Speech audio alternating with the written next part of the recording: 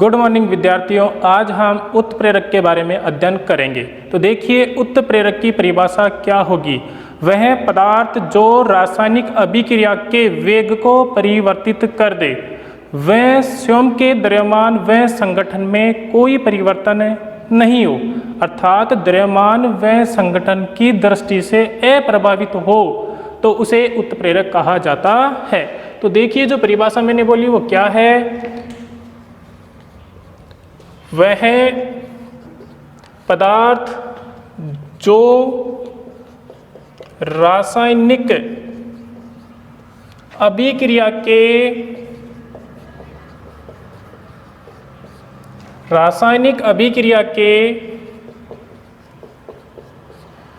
वेग को क्या करे, परिवर्तित कर दे। क्या परिभाषा बनी। वह पदार्थ जो रासायनिक अभिक्रिया के वेग को क्या कर रहा है, परिवर्तित कर दे,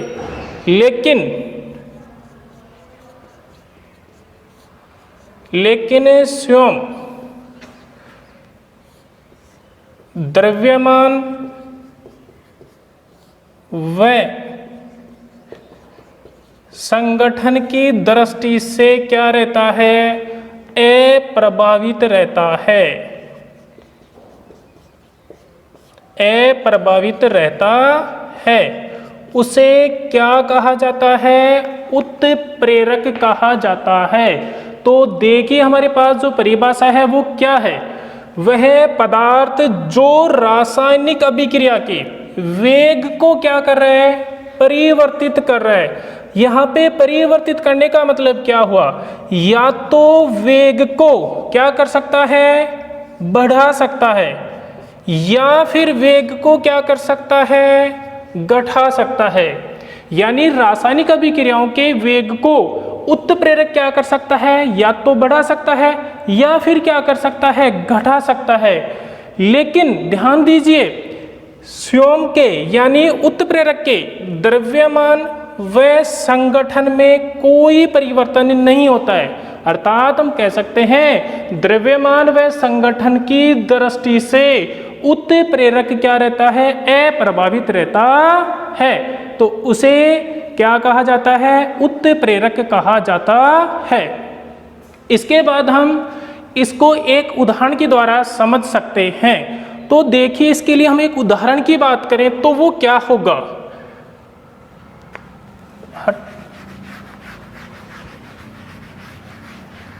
जैसे कि हम बात करें पोटेशियम क्लोरेट, हम किसकी बात कर रहे हैं, पोटेशियम क्लोरेट। जब पोटेशियम क्लोरेट का क्या किया जाए, अपघटन, और जब पोटेशियम क्लोरेट का क्या किया जाएगा, अपघटन, तो आप यहाँ पे एक बात का ध्यान दें कि हम इसका जो अपघटन है एक बार तो उत्प्रेरक की अनुपस्थिति में करेंगे और एक बार उत्प्रेरक की उपस्थिति में करेंगे। यानी कहने का मतलब ये है कि जो पोटेशियम क्लोरेट का जो अपघटन है एक बार जो उत्प्रेरक की अनुपस्थिति में करेंगे और एक बार हम उत्प्रेरक की उपस्थिति में करेंगे। तो हम यहाँ पे लिख सकते हैं उत्प्रेरक की अनुपस्थिति। जबकि दूसरी बार जो हम इसका कर रहे हैं वो क्या कर रहे हैं, उत्प्रेरक की उपस्थिति में। अब आप यहाँ पे ध्यान दीजिए कि जब हम पोटेशियम क्लोरेट का जो अपघटन है यदि हम उत्प्रेरक की उपस्थिति में करते हैं तो इसके लिए हमें उच्च तापमान की आवश्यकता होगी, यानी उच्च तापमान की आवश्यकता होगी। जबकि उत्प्रेरक की उपस्थिति में करने पर हमें निम्न तापमान की आवश्यकता होगी। निम्न का मतलब कम तापमान की आवश्यकता होगी। और निम्न तापमान यहाँ पे लगभग हम कह सकते हैं 338 डिग्री सेल्सियस के लगभग हमें आवश्यकता पड़ेगी। जबकि यहाँ पे बात करें तो कितना तापमान चाहिए, 600 डिग्री सेल्सियस के लगभग तापमान चाहिए। तो आप समझ गए कि उत्प्रेरक क्या कार्य कर रहा है कि देखिए यहाँ पे उत्प्रेरक की अनुपस्थिति पे, उत्प्रेरक की अनुपस्थिति में क्या हुआ, पोटेशियम क्लोराइड का जो अपघटन है वह उच्च ताप पर हो रहा है, लेकिन उत्प्रेरक की उपस्थिति में, किसकी उपस्थिति में, उत्प्रेरक की उपस्थिति में इसका जो अपघटन है वह निम्न ताप पर हो रहा है। अब हम इसे एक उदाहरण के द्वारा समझ सकते हैं।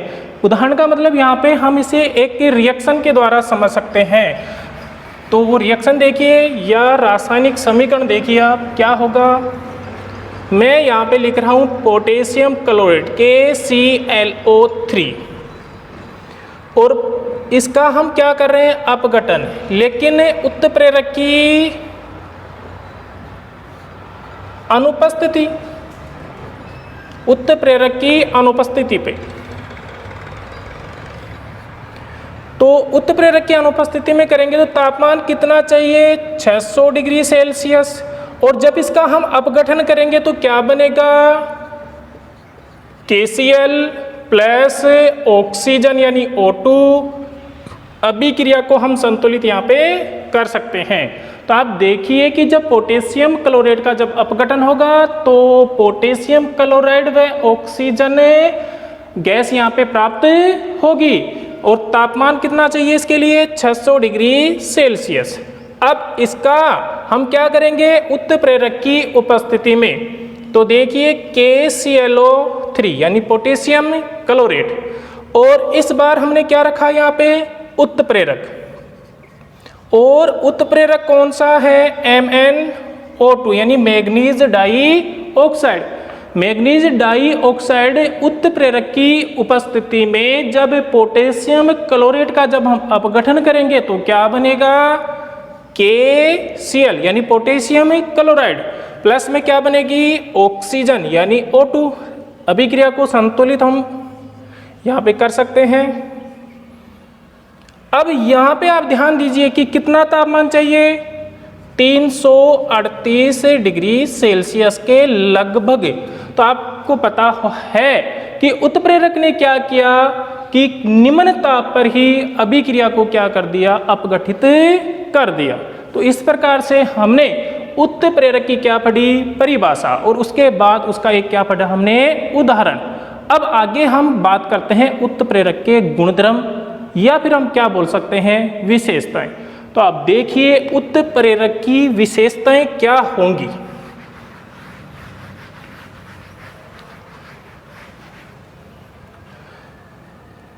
किसकी बात कर रहे हैं हम, विशेषताओं की, या हम कह सकते हैं गुणधर्म। और ये गुणधर्म किसके पढ़ रहे हैं हम यहाँ पे, उत्प्रेरक के गुणधर्म। तो पहला गुणधर्म देखिए क्या होगा, किसका, उत्प्रेरक का, कि जो उत्प्रेरक है वह रासायनिक अभिक्रियाओं को प्रारंभ नहीं करता, लेकिन अभिक्रियाओं के वेग को क्या करेगा, परिवर्तित करेगा। तो क्या बोला मैंने, जो उत्प्रेरक है वह क्या नहीं कर रहा है, रासायनिक अभिक्रियाओं को प्रारंभ नहीं करता, प्रारंभ नहीं करता, लेकिन क्या कर सकता है, आपको पता ही है, लेकिन अभिक्रिया की या अभिक्रिया के वेग को, अभिक्रिया के वेग को क्या कर सकता है, परिवर्तित कर सकता है। जो कि अभी हमने किस में पढ़ा था ये बात, परिभाषा में। वेग को परिवर्तित करने का मतलब या तो वेग को बढ़ा सकता है या फिर वेग को क्या कर सकता है, घटा सकता है। तो ये क्या हुआ हमारे पास, इसका पहला गुणधर्म। दूसरा गुणधर्म आप देखिए, अभिक्रियाओं के दौरान, किसके दौरान, रासायनिक अभिक्रियाओं के दौरान उत्प्रेरक के रासायनिक संगठन वह द्रव्यमान में, रासायनिक संगठन व द्रव्यमान में क्या नहीं होता है, परिवर्तन नहीं होता है। अभिक्रिया के दौरान उत्प्रेरक के रासायनिक संगठन व द्रव्यमान में परिवर्तन नहीं होता है, अर्थात क्या रहता है, अप्रभावित रहता है,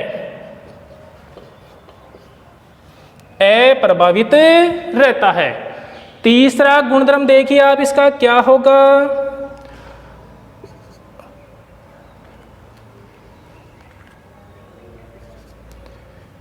उत्प्रेरक, जो उत्प्रेरक है वह या उत्प्रेरक की जो क्रिया क्या होती है, विशिष्ट होती है। उत्प्रेरक की क्रिया क्या होती है, विशिष्ट होती है। यहाँ पे हमने एक शब्द का प्रयोग किया है और वो क्या है कि उत्प्रेरक की क्रिया क्या होती है, विशिष्ट। इसका अर्थ क्या है कि उत्प्रेरक प्रत्येक रासायनिक अभिक्रियाओं में एक निश्चित क्रिया कारक से ही क्या करता है, क्रिया करता है। तो क्या बताया मैंने, विशिष्ट का मतलब है कि प्रत्येक रासायनिक अभिक्रियाओं में जो उत्प्रेरक है वह एक निश्चित क्रिया कारक या अभिकारक से क्या करता है, क्रिया करता है, अभिकारक से क्रिया करता है। नेक्स्ट देखिए इसका चौथे नंबर का गुणधर्म, उत्प्रेरक एक निश्चित तापमान पर, उत्प्रेरक एक निश्चित तापमान पर क्या रहता है, अधिक सक्रिय रहता है। क्या रहता है, अधिक सक्रिय रहता है। लेकिन तापमान में परिवर्तन होने पर इसकी क्रियाशीलता भी क्या होती है, प्रभावित होती है। नेक्स्ट देखिए पांचवें नंबर का इसका जो गुणधर्म है, जो उत्प्रेरक है वह उत्कर्मणीय अभिक्रियाओं में जो अग्र अभिक्रिया और एक क्या होती है, प्रतीप अभिक्रिया, दोनों के वेग को समान रूप से क्या करता है, प्रभावित करता है। तो मैंने क्या बोला कि जो उत्प्रेरक है वो किसकी बात करें हम, उत्कर्मणीय अभिक्रियाओं की, उत्कर्मणीय अभिक्रियाओं की। और उत्कर्मणीय अभिक्रियाओं में आपको पता है, पहले मैंने बताया आपको कि एक तो क्या होगी, अग्र अभिक्रिया, और एक क्या होगी, प्रतीप अभिक्रिया, प्रतीप अभिक्रिया। इन दोनों के वेग को समान रूप से क्या करता है, प्रभावित करता है। इन दोनों के वेग को समान रूप से क्या करेगा, ये प्रभावित करेगा। तो हमने क्या पढ़े, उत्प्रेरक के गुणधर्म कितने हैं, 5। एक बार आप दोबारा देखिए क्या होंगे। उत्प्रेरक रासायनिक जो अभिक्रियाएं हैं उनको क्या नहीं करता, प्रारंभ नहीं करता। लेकिन जो उत्प्रेरक है वह रासायनिक अभिक्रिया के वेग को क्या करता है, परिवर्तित करता है। और परिवर्तित करने का मतलब यहाँ पे या तो वेग को क्या करेगा, बढ़ा देगा, या फिर वेग को क्या कर देगा, घटा देगा।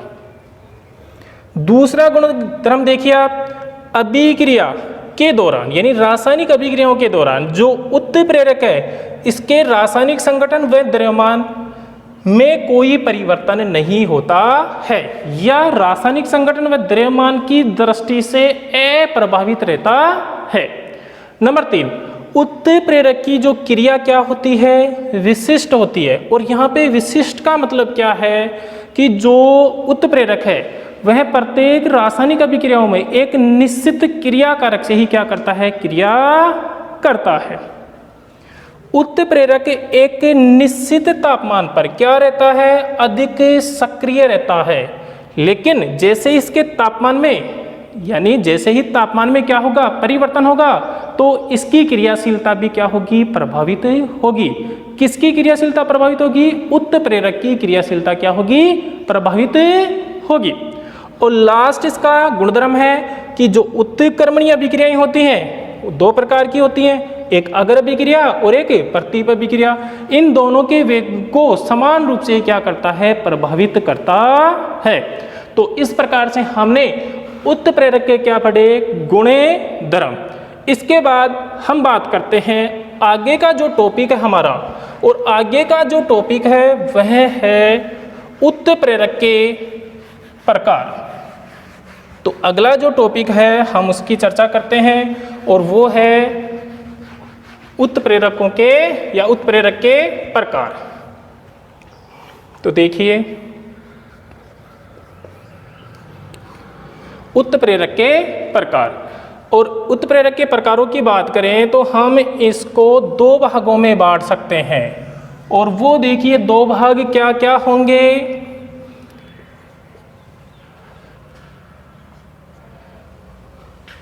एक तो होगा भौतिक अवस्था के आधार पे, भौतिक अवस्था के आधार पर, और दूसरा यहाँ पे होगा क्रिया के आधार पर, क्रिया के आधार पर। तो भौतिक अवस्था के आधार पर उत्प्रेरक को दो भागों में बांटा जाता है। एक होगा समांगी उत्प्रेरक और दूसरा होगा विषमांगी उत्प्रेरक।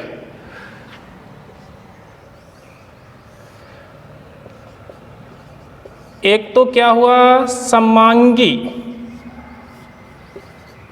उत्प्रेरक और दूसरा हुआ क्या विषमांगी उत्प्रेरक।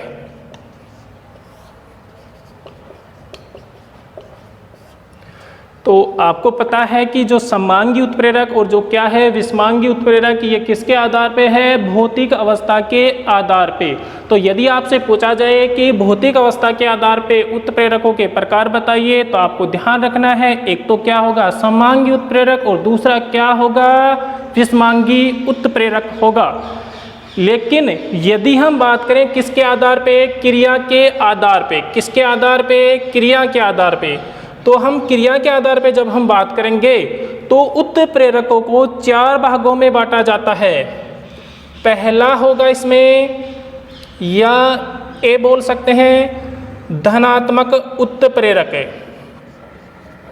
धनात्मक उत्प्रेरक। बी देखिए क्या होगा ऋणात्मक उत्प्रेरक, ऋणात्मक उत्प्रेरक। और जो सी है वह क्या होगा सौतेय उत्प्रेरक, सौतेय उत्प्रेरक। और जो लास्ट में है यानी डी वो क्या होगा जैव उत्प्रेरक। तो हमने उत्प्रेरकों को कितने भागों में बांटा, दो भागों में। एक है क्रिया के आधार पे और अन्य है भौतिक अवस्था के आधार पे। यदि हम भौतिक अवस्था के आधार पे बात करें तो उत्प्रेरक को कितने भागों में बांटा गया है, दो भागों में। एक होगा समांगी और एक होगा विषमांगी। जबकि क्रिया के आधार पे उत्प्रेरकों को कितने भागों में बांटा है, चार भागों में। पहला धनात्मक, दूसरा ऋणात्मक और तीसरा सौतेय उत्प्रेरक। और लास्ट में क्या होगा जैव उत्प्रेरक होगा। अब हम इनकी एक एक का यहाँ पे अध्ययन करेंगे कि जो समांगी उत्प्रेरक क्या होता है, विषमांगी उत्प्रेरक क्या होता है, और इनके बारे में भी हम चर्चा करेंगे। तो अब हम बात करेंगे किसके आधार पे, भौतिक अवस्था के आधार पे।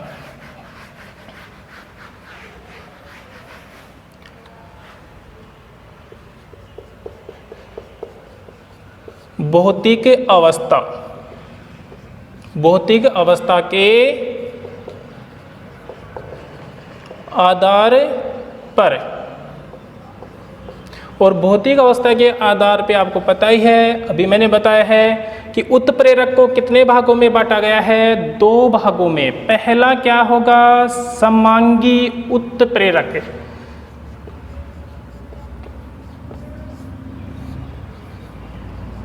अब हम बात करेंगे कि ये समांगी उत्प्रेरक क्या है। तो आप ध्यान रखें कि किसी भी रासायनिक अभिक्रिया में अभिकारक, उत्प्रेरक व उत्पाद ये होते हैं। यदि इन तीनों की भौतिक अवस्थाएं क्या हो, समान, तो ऐसे उत्प्रेरक को क्या कहा जाएगा, समांगी उत्प्रेरक कहा जाएगा। क्या बताया मैंने परिभाषा के रूप में कि देखो किसी भी रासायनिक अभिक्रिया में क्या होगा, अभिकारक, इसके अलावा क्या होगा, उत्प्रेरक, और क्या होगा, उत्पाद। यदि इन तीनों की भौतिक अवस्थाएं क्या हो, समान,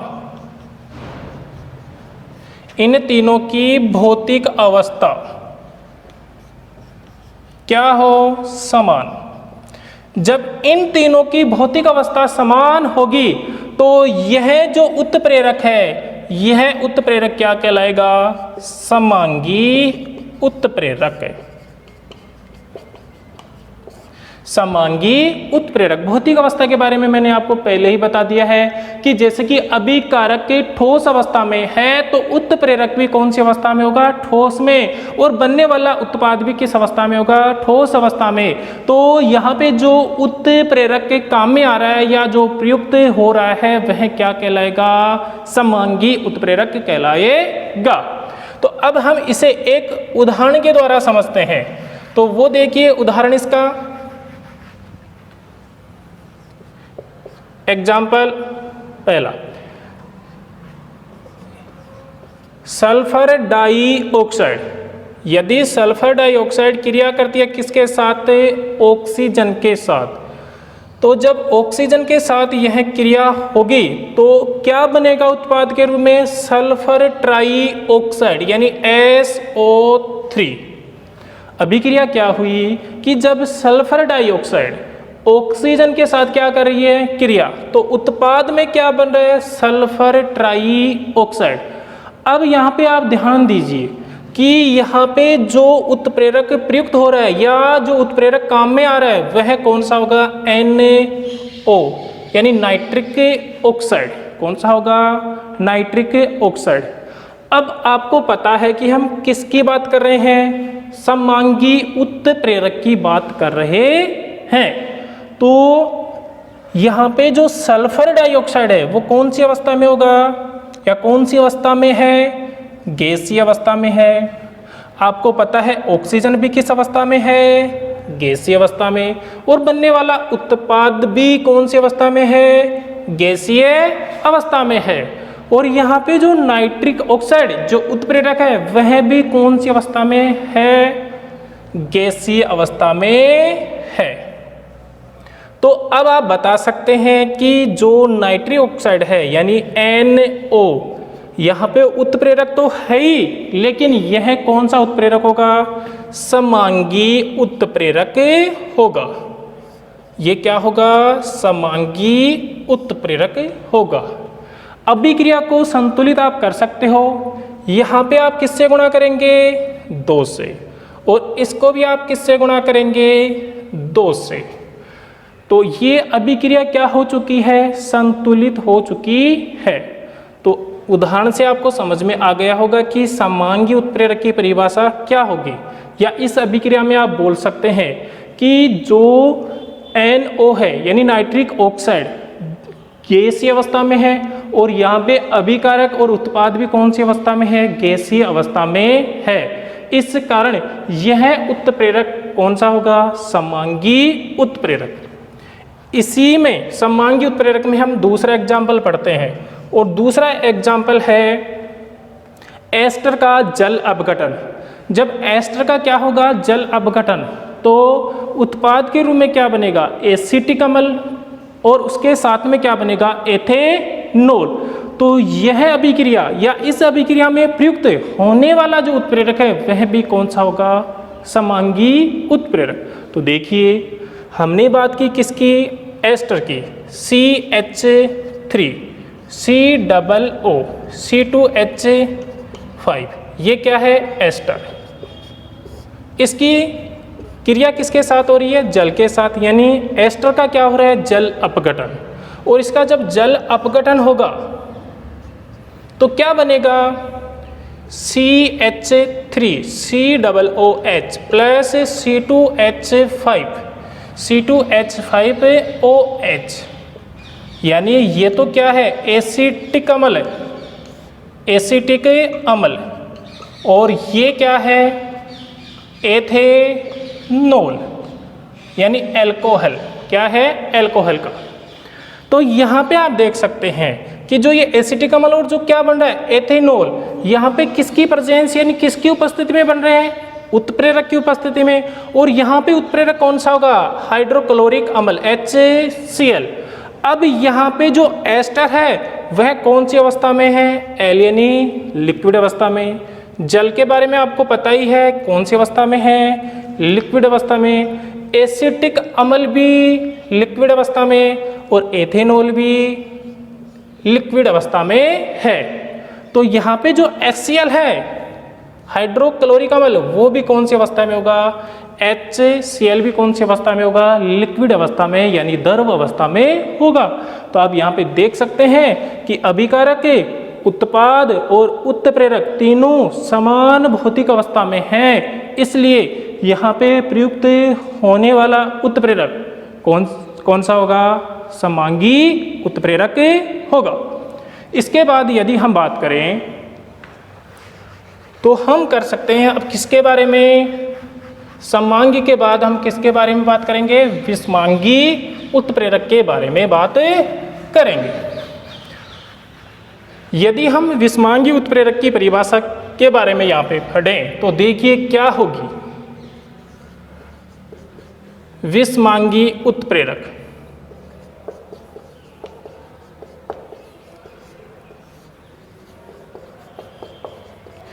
देखो दोनों परिभाषा एक दूसरे के क्या है? विपरीत। वहां पे हमने क्या बोला था कि तीनों क्या हैं? समान भौतिक अवस्था में हो। लेकिन यहाँ पे क्या होगा?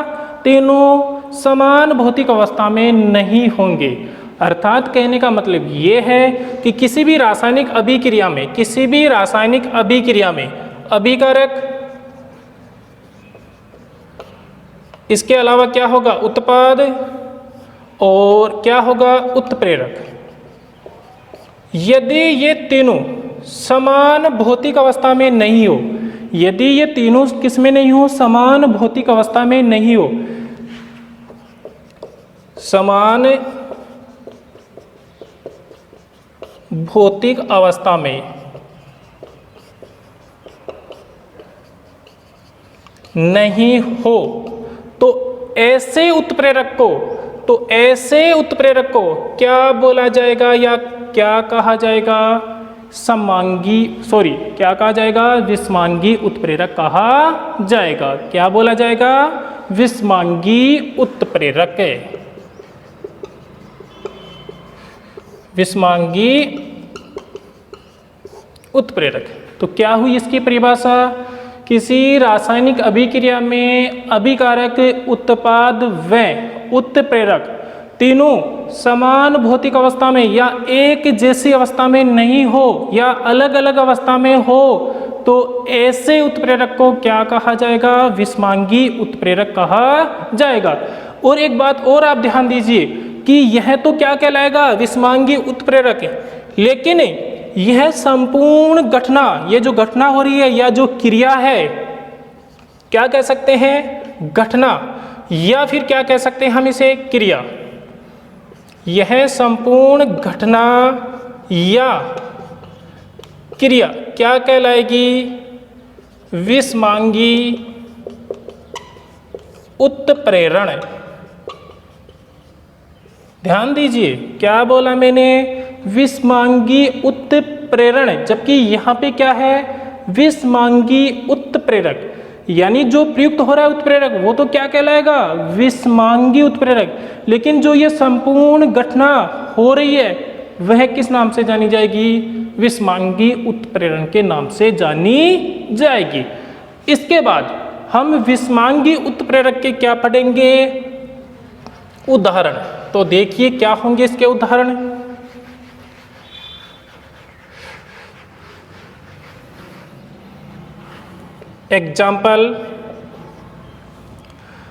एग्जाम्पल की बात करें तो देखिए वनस्पति तेल। वनस्पति तेल की क्रिया हो रही है किसके साथ? हाइड्रोजन के साथ, H2 के साथ। जब हाइड्रोजन के साथ क्रिया होगी किसकी? वनस्पति तेल की, तो क्या बनेगा? वनस्पति घी।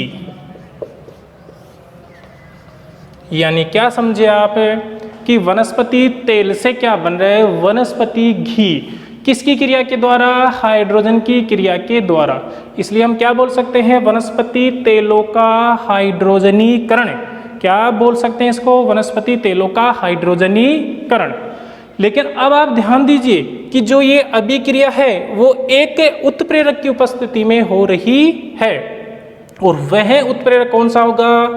Nickel, Na। Na का मतलब निकिल। अब ये जो निकिल उत्प्रेरक है यह किस अवस्था में होगा? ठोस अवस्था में। जबकि वनस्पति तेल लिक्विड अवस्था में, हाइड्रोजन गैसीय अवस्था में, और वनस्पति घी सॉलिड अवस्था में। तो आप इस अभिक्रिया में देख सकते हैं क्या तीनों एक समान भौतिक अवस्था में है? नहीं है। देखो यहाँ पे वनस्पति तेल किस अवस्था में है? लिक्विड अवस्था में। जबकि उत्प्रेरक कौन सी अवस्था में है? सॉलिड अवस्था में। यानी अवस्था में क्या हो गया? परिवर्तन हो गया। परिवर्तन होने का मतलब कि अलग अलग है, इनकी अवस्थाएं क्या हैं? अलग अलग। और जब भौतिक अवस्थाएं अलग अलग होती है तो उस अभिक्रिया में प्रयुक्त होने वाला जो उत्प्रेरक है वह किस नाम से जाना जाएगा? विषमांगी उत्प्रेरक के नाम से जाना जाएगा। तो यहाँ पे Ni यानी जो निकिल उत्प्रेरक है वह कौन सा है या क्या है?